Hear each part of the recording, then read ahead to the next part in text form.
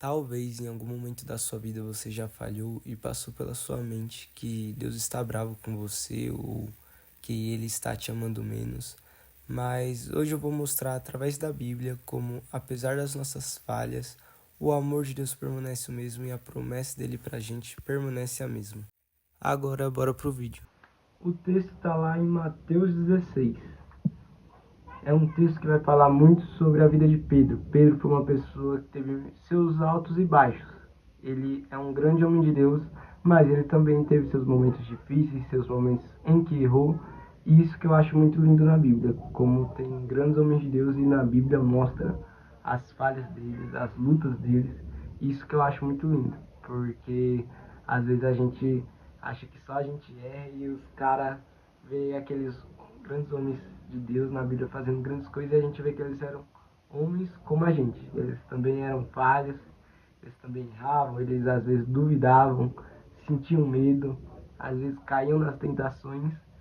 Então a gente acaba se identificando com eles, né? E me apresentando aqui, prazer, eu sou o Douglas, esse é o meu canal, eu quero estar compartilhando aqui hoje mais vídeos, né? Quero postar mais vídeos mais pra frente sobre a palavra de Deus. Como eu falei, o texto está lá em Mateus 16. A gente vai estar lendo a partir do verso 13. A gente vai estar lendo. Diz assim: Chegando Jesus à região de Cesareia de Filipe, perguntou aos seus discípulos: Quem os homens dizem que o Filho do Homem é? Eles responderam: Alguns dizem que é João Batista, outros Elias e ainda outros Jeremias ou um dos profetas. Aí Jesus perguntou: E vocês? Perguntou ele: Quem vocês dizem que eu sou? Isso daqui é algo muito importante, né? Porque muitas das vezes a gente conhece Jesus, o outro fulano falou que Jesus é um Deus provedor, outra pessoa falou que Jesus é um gracioso, mas e você? O que você conheceu de Jesus? O que você provou, experimentou com a sua experiência? O que você descobriu de Jesus? Como você enxerga a pessoa de Jesus? Isso é muito importante, mas aí Jesus fez essa pergunta para os discípulos. E aí Simão Pedro respondeu, aqui no verso 16, Simão Pedro respondeu: Tu és o Cristo, filho do Deus vivo. E Jesus vai lá e elogia Pedro nos versículos seguintes. Respondeu Jesus: Feliz é você, Simão, filho de Jonas, porque isto não lhe foi revelado por carne ou sangue, mas por meu Pai que estás no céu. E eu lhe digo que você é Pedro, e sobre essa pedra edificarei a minha igreja, e as portas do Hades, ou em alguns textos, né, as portas do inferno, não poderão vencê-la. Eu lhe darei as chaves do reino dos céus, e o que você ligar na terra terá sido ligado nos céus, e o que você desligar na terra terá sido desligado nos céus. Então advertiu a seus discípulos que não contasse a ninguém que ele era o Cristo. Então nessa hora, Pedro teve uma revelação que veio de Deus. Pedro cometeu um grande acerto. Pedro ali acertou em cheio e até por isso Jesus elogia muito ele por ter tido essa revelação, né? Que nem todo mundo ali ao redor de Jesus tinha tido.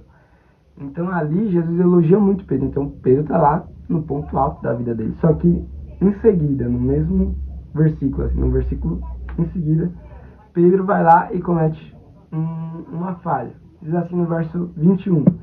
Desde aquele momento, Jesus começou a explicar aos seus discípulos que era necessário que ele fosse para Jerusalém e sofresse muitas coisas nas mãos dos líderes religiosos, dos chefes, dos sacerdotes e dos mestres da lei, e fosse morto e ressuscitasse no terceiro dia.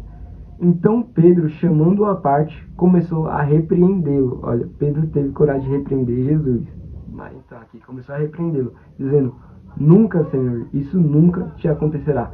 E por um lado dá para entender o raciocínio de Pedro, porque pensa, Jesus, uma pessoa que você ama tanto, que é próximo de você, fala que vai morrer na cruz de uma forma tão ruim, né? Porque só os piores bandidos, as piores pessoas morriam crucificadas. Então Jesus falar aquilo, e da visão humana era uma grande derrota para Jesus, né? Porque, ele que ia estabelecer o reino de Deus vai morrer? Como assim, né? Então, do ponto de vista humano, é uma derrota, mas Jesus tinha um plano eterno, né? Um plano celestial. E se às vezes a gente olhar do ponto de vista humano, a gente não vai entender o plano eterno, o plano maior de Deus. Porque ali onde era para ser uma derrota do ponto de vista humano, foi a vitória de Jesus na cruz, né? seguindo pro verso 23, né? Porque Pedro foi lá, repreendeu Jesus falando que ele não ia ser crucificado. No verso 23, Jesus vai lá e fala assim: Jesus virou-se e disse a Pedro: para trás de mim, Satanás, você é uma pedra de tropeço para mim, e não pense nas coisas de Deus, mas nas dos homens. Aí aqui, Jesus falou basicamente aquilo que eu estou falando aqui, porque Pedro pensou no ponto de vista dos homens, e não do ponto de vista de Deus. Então a gente tem que procurar sempre ver as coisas do ponto de vista de Deus. É difícil, mas a gente tem que pedir uma revelação espiritual, a gente tem que pedir para o Espírito Santo abrir os nossos olhos, porque a gente, por nós mesmos, a gente não consegue. A gente não consegue ter essa revelação do alto, só se vier do Espírito Santo mesmo. Então por isso que a gente tem que pedir. E Pedro foi um grande homem de Deus que fez grandes coisas. Ele no dia de Pentecostes, ele pregou e mais de 3.000 pessoas foram salvas, se arrependeram. Mas ele também foi aquele que negou Jesus 3 vezes. Então ele foi uma pessoa de altos e baixos. E eu, quando vejo a história dele, eu penso que tem esperança para mim. Apesar dos meus defeitos, apesar das minhas falhas, eu penso, não, a promessa de Deus permaneceu na vida de Pedro, mesmo ele com os erros dele, mesmo ele com as falhas, mesmo muitas das vezes ele duvidando, esse tipo de coisa. A promessa de Deus permaneceu, o projeto de Deus. Olha quantas coisas Deus fez na vida de Pedro, Deus fez através da vida de Pedro, apesar dos defeitos, apesar das falhas. Então, eu vendo a vida de Pedro, eu tenho esperança para a minha vida, porque eu penso assim, pô, eu erro, cometo falhas, às vezes Deus pede para eu fazer uma coisa, eu faço outra. E eu penso, meu, apesar das minhas falhas, apesar dos meus defeitos, eu creio que Deus está fazendo a obra na minha vida. Eu creio que o plano, o processo dele está acontecendo na minha vida, e você tem que acreditar nisso. Você tem que acreditar que apesar das suas falhas, apesar dos momentos que você duvidou, apesar dos momentos que você pensou que estava sozinho, que não tinha ninguém com você, apesar disso, o amor de Deus permanece, a graça de Deus permanece, os planos dele para a sua vida permanecem. Você tem que pensar isso, porque a gente tem que crer que o nosso Deus é um Deus imutável. Ele não vai mudar por conta das nossas falhas. A graça, o amor dele permanece. A graça, o amor dele é maior que todas as nossas falhas. Então, quando a gente errar, a gente tem que chegar diante de Deus e confessar os nossos pecados, com o coração arrependido, com o coração ali que está arrependido do erro, né? E a gente tem que crer que o Senhor é um Deus misericordioso que vai nos perdoar. E esse foi o devocional que eu quis compartilhar hoje. Eu espero que tenha te edificado de alguma forma. Curta o vídeo, compartilhe, comente. E é isso, fiquem com Deus, Deus abençoe. Se você quiser algum outro tema, algum outro texto que eu aborde aqui nesse canal, pode comentar aí, beleza? É nóis, tamo junto, Deus abençoe a todos.